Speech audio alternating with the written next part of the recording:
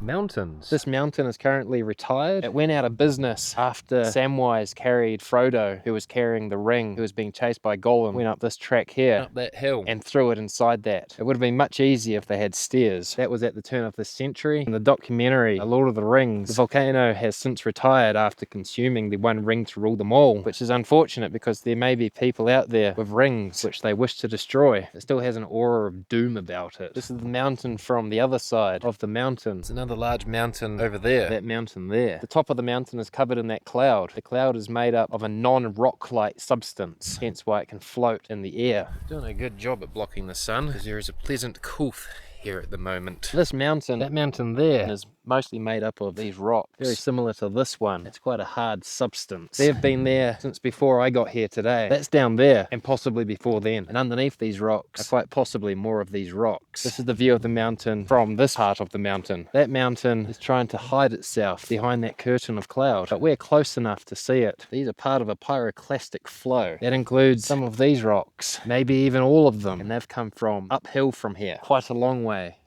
uphill from here. It would be interesting if they came from down there. However, this is not very interesting, so they just came from up there. That's on the other side of those rocks. That's my story. Thanks for listening, which is unfortunate because there may be people out there with rings which they wish to destroy.